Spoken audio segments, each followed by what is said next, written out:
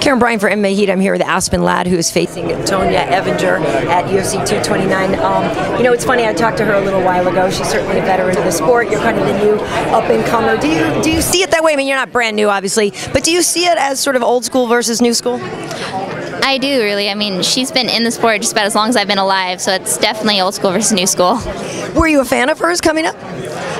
Honestly, I've always considered her being as a future opponent, so fan is not the right word. Always kind of wary. It's like, okay, we're going to fight one day. So when you watch her performances, and where do you see her strengths, where do you see her weaknesses? She's a grinder. Like, whatever fight she's going to try to grind her opponent out, take their will, that kind of thing. As far as weaknesses go, I don't think I'm going to talk about that too much.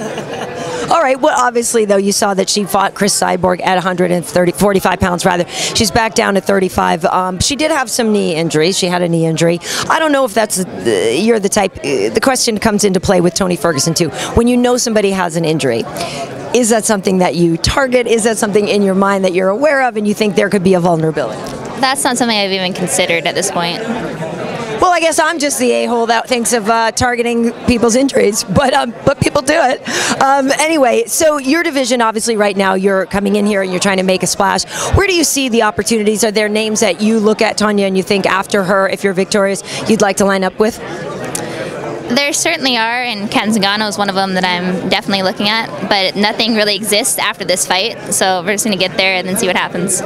So when Justin Gaethje was undefeated, he said he was looking forward to finding the man that could match him and could beat him. How do you feel about your undefeated record? It's not something I really take too long to consider or think about. All I'm thinking about is, okay, I'm here now I got to stay here. Now I got to find out whatever the next opponent is and beat that opponent. That's really how I think about it. All right, well, best of luck on Saturday. Thank you.